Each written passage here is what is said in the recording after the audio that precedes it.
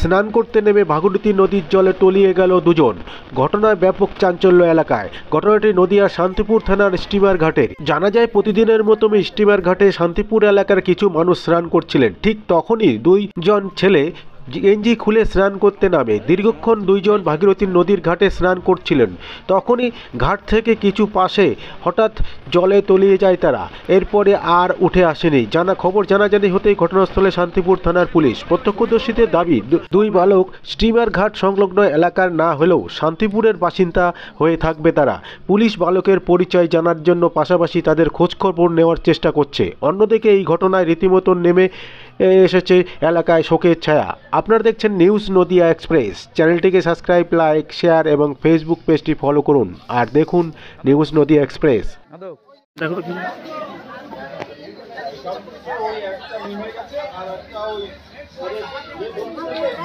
দেখা দুজনে নিয়ে নিয়েছি।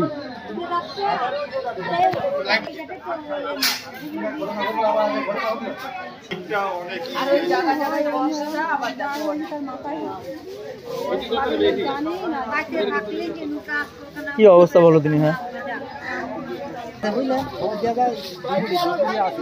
ও পুলিশ খবর দেবে।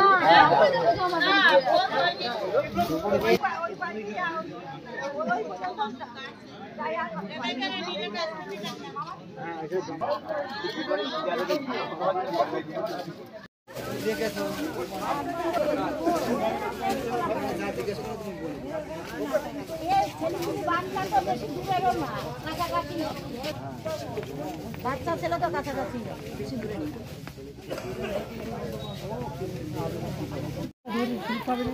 আরে সাদনা পড়ে গেছে পাশে।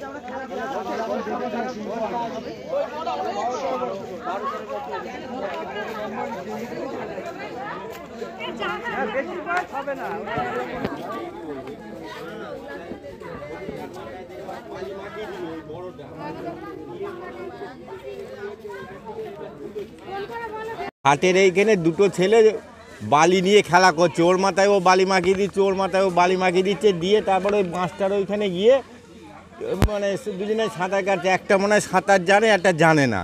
এবার দুজনে মিলে জড়াজড়ি করতে করতে চলে যাচ্ছে। আমি মনে করছি আচ্ছা সাঁতার কাটছে, হাসছে, ইয়ে করছে। ওইখানটায় গিয়ে ডুবেছে আর ওঠে। কতক্ষণ আগে হয়েছে ঘটনাটা? এই মিনিট 5। আচ্ছা, ছেলেগুলোকে চিনতে পারেন? না না না। আপনার বাড়ি তো এখানে? আমার বাড়ি এখানে নয়, আমার বাড়ি ওই শান্তিপুর মুচিপাড়ায়। আচ্ছা, একসাথেই খেলছে? দুজনে একসঙ্গেই ছিল। আচ্ছা, খেলতে খেলতে হঠাৎ তলিয়ে গেল? হ্যাঁ, খেলতে খেলতে ওইখানে গিয়ে ডুব দিয়ে দিল আর উঠল না। এইখান থেকে কিন্তু ভাসতে ভাসতে দুজনে মিলে হা হা করতে করতে যাচ্ছিল। আচ্ছা, ওইখানে গিয়ে ডুব দিল আর উঠল না। আমার নাম পিন্টু দত্ত। এই জায়গাটার নাম কি? এটা স্টিমার ঘাট। স্টিমার ঘাট, ঠিক আছে।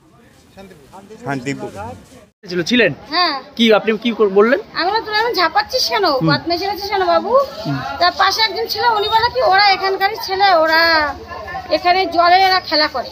আচ্ছা, ওরা এখানকার ছেলে? ওরা কি লাফালাফি করছিল খুব? হ্যাঁ। তারপরে কি সাইডে গিয়েছিল? একটা ছেলে বাস ধরে দাঁড়িয়ে ছিল, আর একটা ছেলে ওর পা ধরে টানছিল, যে বাস ধরে ছিল তার পা ধরে টানছিল। তারপরে কি হলো? তারপরে আমি আর দেখতে পাইনি। মানে হঠাৎ ডুব মারলো আর উঠলো না? আমি খেয়াল করিনি। আপনি কি প্রতিদিনই আসেন স্নান করতে? না। কোথায় বাড়ি আপনার? আমি সারাঘর। সারাঘরে। আজকে এসেছিলেন? কি নাম আপনার? দীপিকা দাস।